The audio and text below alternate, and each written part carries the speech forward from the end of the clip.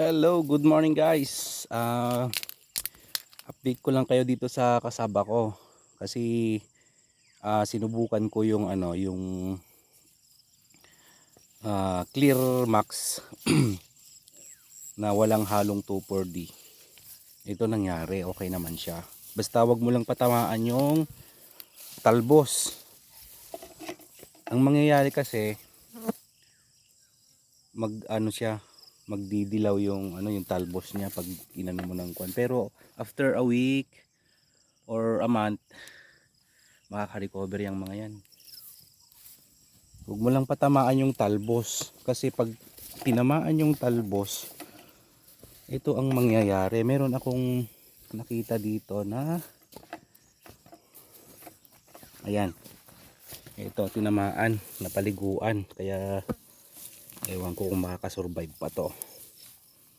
Yan, kita nyo, pero yung mga katabi okay naman, yun lang maliit. Yan, dapat hanggang tuhod na bago kayo mag-spray para hindi siya mamamatay. Ito makakasurvive tong mga to.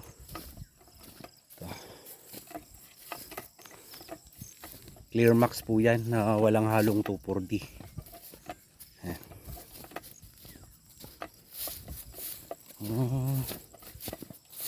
Yung mga iba hindi ko na na-sprayan eh. Ito tinesting ko lang. Testing lang talaga to. Ginawa ko. Yan, nangungulubot na yung mga talbos. Yan o. Nagdilaw na yung mga talbos nila. Compare sa hindi na-sprayan. Tignan nyo. Ito yung na-sprayan. Ito yung hindi. Katabi niya. Yan. Yan. Ito yung na-sprayan.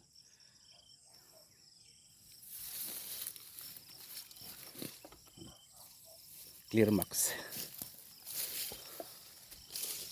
Yan. Okay naman, wala namang namatay.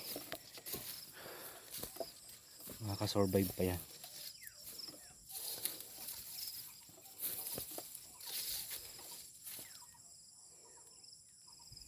Ito naman yung katabi.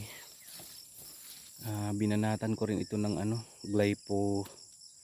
glyphosate, pero mahina yung glyphosate. Dapat 2 beses kang spray. Yan.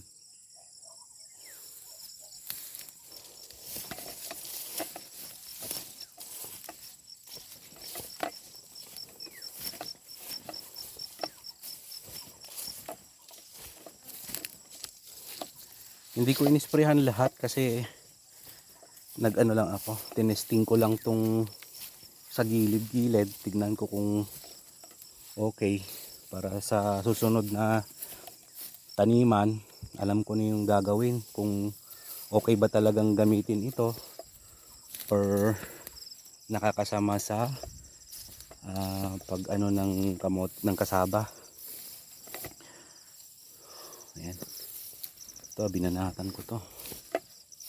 Ayan,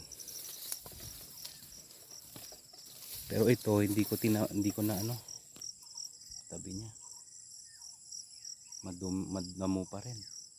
Ito tinesting ko lang talaga to. Ayan.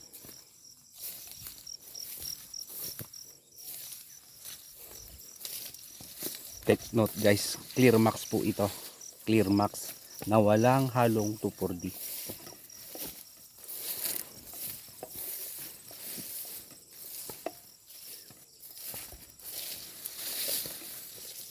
Naninila mga talbos nila, pero di makakasurvive to kasi 1 week na ito. So ibig sabihin survive na to, nakasurvive na, hindi naman nangitim, naninilaw lang. Okay, so guys, dito sa banda rito may mga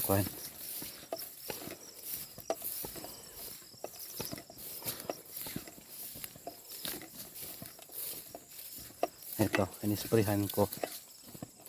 Yan. Tingnan natin kung, kasi napaliguan yung ano eh, yung talbos eh. Ayan. Yan, napaliguan yung talbos oh.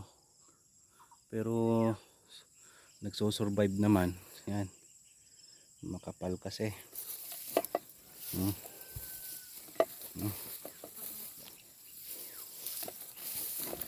Yan, pinaliguan ko to.